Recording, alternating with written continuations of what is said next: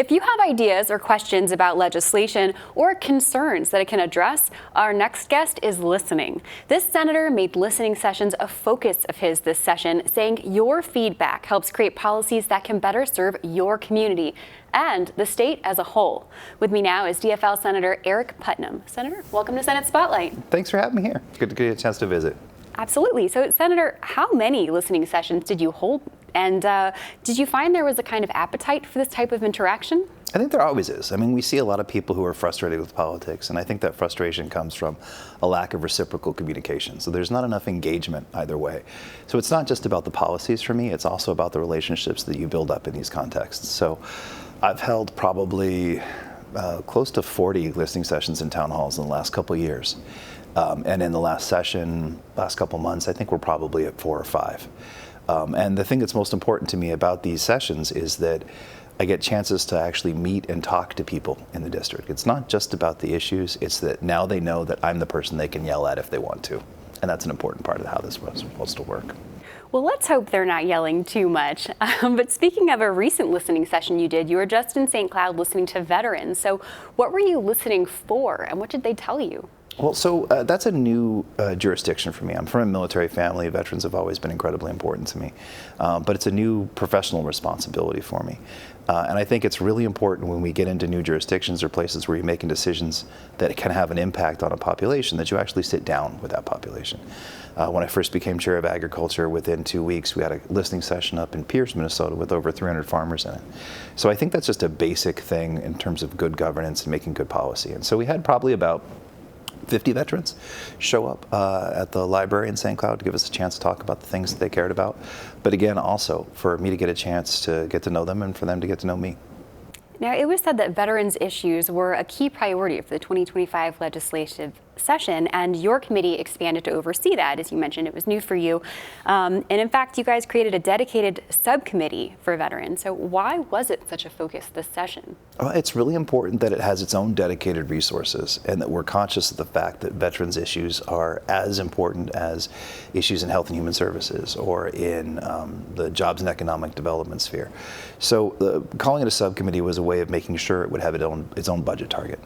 And its own topics. And something that was really important to me that hadn't been done in prior years is I never bled the agenda one over into the other. So if we're having a Veterans Day, we're having a Veterans Day. We're having an Ag Day, we're having an Ag Day.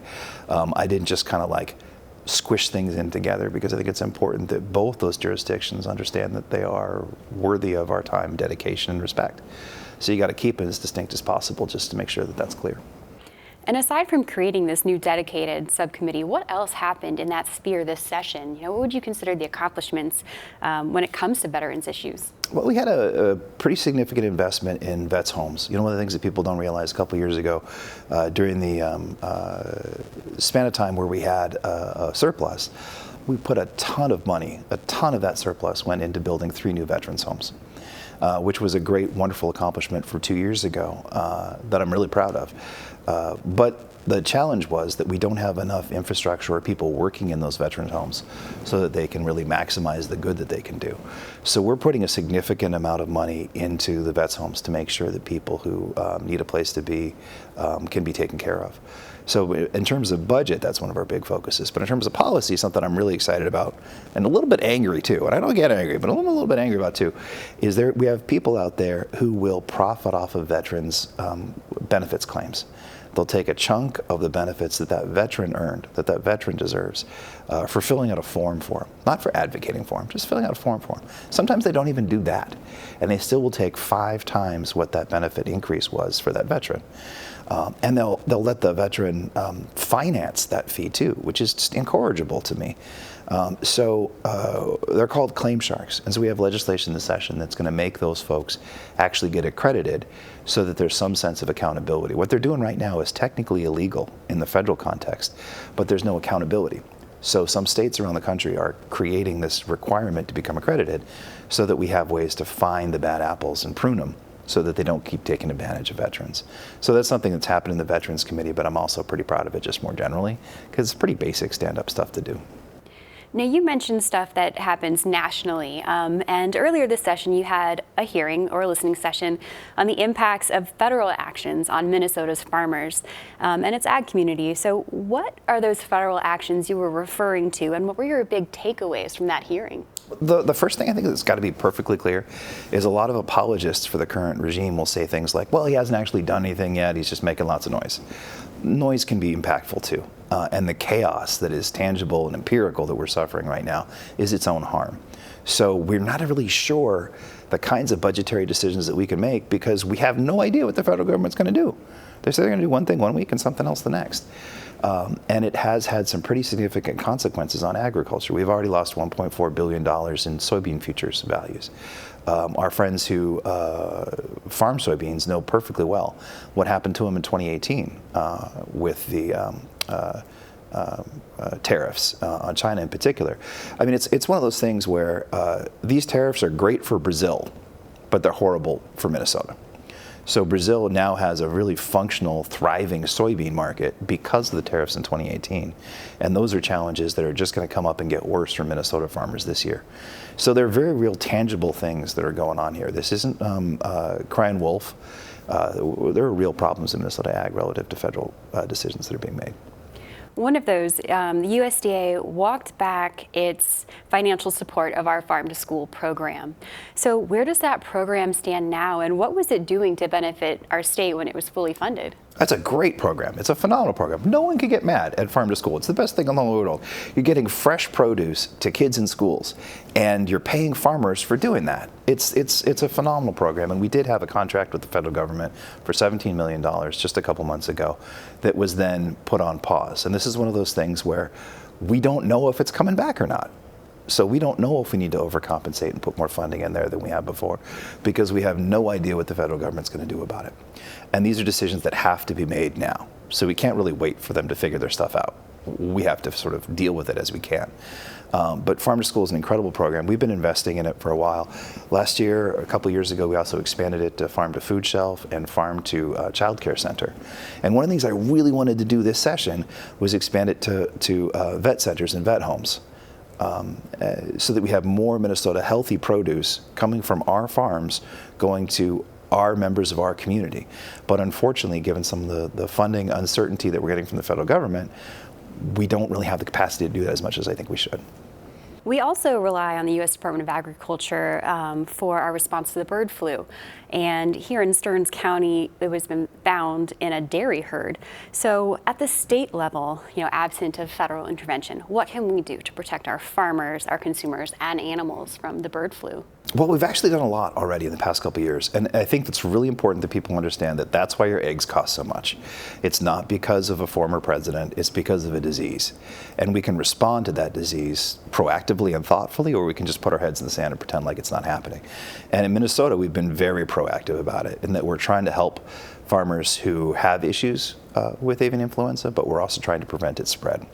So one of the biggest challenges we have budgetarily in agriculture, at least, is that the USDA used to pay for testing, and now they're not.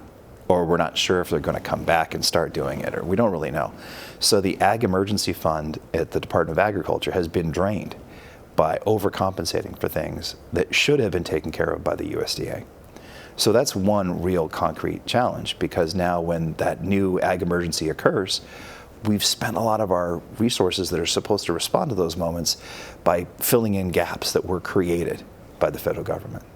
So that's one thing. But one thing that we've done also in terms of being proactive is turkey lasers. Turkey lasers are awesome. Have you ever heard of turkey lasers? No. They are super cool. So you know how at airports they have infrared lasers that deter pigeons from flying into your jet turbine?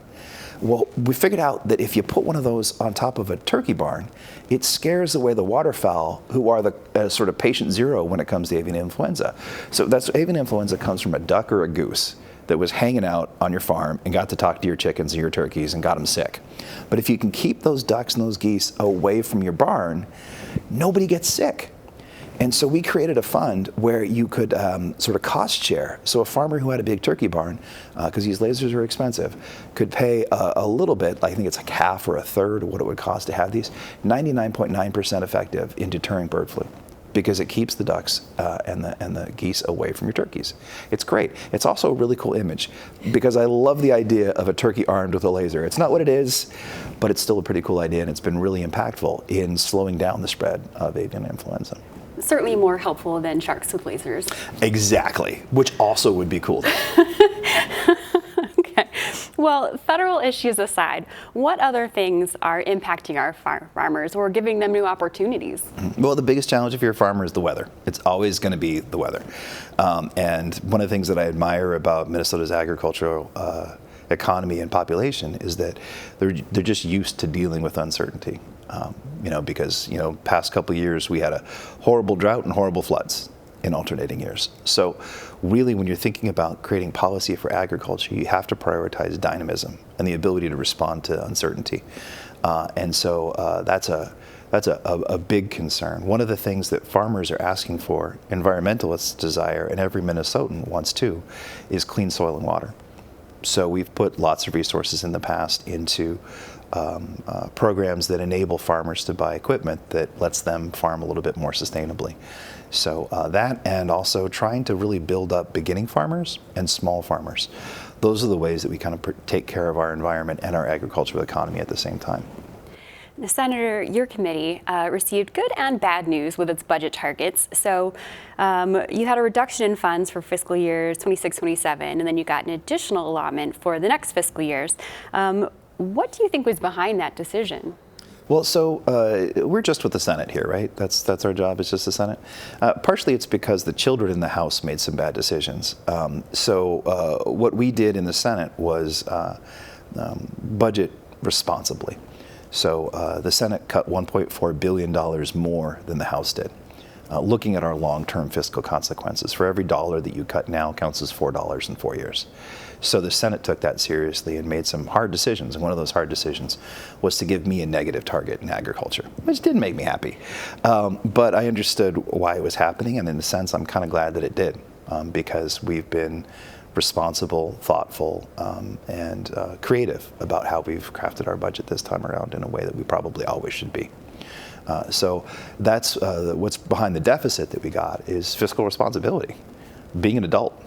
The future resources are resources that are partially due to our concern with the ag emergency account. As I mentioned earlier, the ag emergency account is being depleted. So my main budgetary goal in agriculture this time around was to make sure that that account was taken care of. Now, Senator, where is your committee with its omnibus bill, and what priorities is it focusing on with the funds that it does have? We're done. So we'll be on the floor probably a week after this. We have to wait for the House bill to go through first because it's going to be a House file. But their bill, I think, is in Ways and Means, maybe even today. But ours has already been through Finance and well received. It is, I think, a very balanced bill in that we've got cuts and additions to every part of Minnesota agriculture. I think you could probably see it and say, hey, what's going on there? But what's going on there is balance and a comprehensive and inclusive look at everything that's happening in Minnesota ag. So we do put a little bit more money towards turkey lasers. We do take a little bit of money out of this grant program and put it towards something else. But it's, I think, a thoughtful and balanced way of thinking about Minnesota agriculture in the moment that we're in right now. You mentioned the Farm to Veterans program that you had wished had made it this session. What other ideas are you hoping to see come around again in the future that didn't make it into the omnibus bill this session? That's a big part of it. I mean, to me, that's really important is to find points of overlap or points of complementarity. And so one of the first things I thought of when I was going to get this new gavel as chair of the Veterans Subcommittee was how can we find ways to leverage one in the service of the other. There also are a lot of veterans who want to be farmers. I'd like to create more programs to support that kind of work. And similarly, as I suggested earlier, I think it's important that farmers and veterans have more connections with commercially, culturally, bringing food to vets' homes, talking about nutrition. People don't realize that agriculture is, 1 in 5 jobs in the state of Minnesota is agriculture related. And almost 1/3 of the GDP of the state is agriculture related. But less than 0.25% of the state budget goes towards agriculture, which is depressing math. But is a sign that I think people don't understand how impactful agriculture is culturally to our state. And if we can make more connections between farmers and vets, and between farmers and schools, and between farmers and kids, learning nutrition, learning where their food comes from, all of that is good. Senator, you mentioned your work on claim sharks related to veterans and turkey lasers. Is there anything else that you're most proud of that's moving forward this session? As long as there's an animal involved that's got some sort of strange science fiction component to it, I'm all on board. So I'm not sure what the next, maybe ocelots playing cribbage. I'm not quite sure what the next kind of angle is, but right now those are two really important things to me. And there's a lot more good that we can do. And can we work veterans in with those ocelots? That's a really good question. So we did Sergeant Ocelot, who's playing cribbage. All right, Senator, any final thoughts? No, thanks for visiting with me. I appreciate the chance to talk. Absolutely, it was lovely having you.